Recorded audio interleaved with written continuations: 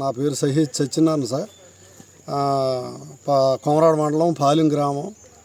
10 ఎకరాల పామాయిల్, అందులో కర్బూజా వేసాం సార్. నానా కష్టపడి మా శ్రమ అంతా దాంట్లో పోసి చంటి పిల్లలు పెంచినట్టు పామాయిల్ పెంచాం. రాత్రి ఏనుగులు సుమారు 7 ఏనుగులు సార్ ప్రవేశించి మా కళ్ళెదుటే మేము చూస్తుండగా నిశ్చేష్టులు అవి చూస్తుండగా ఏం చేయలేము. ఆ ఏనుగుల్ని మొత్తం నాశనం చేసి ఈ పామాయిల్ మొక్కల్ని మొదలతో సహా లాగేసి తినేసేది సార్.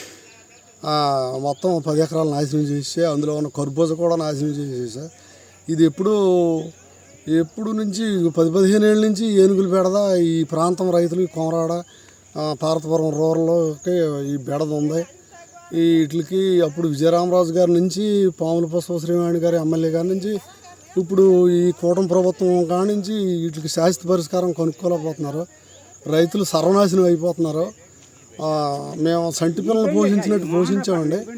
సంటి పిల్లలు పోషించినట్టు పామాయిల్ని పోషిస్తే శుభ్రంగా ఇది మొక్కలు సిగుళ్ళు లాగేసి సర్వనాశనం చేసేసారు.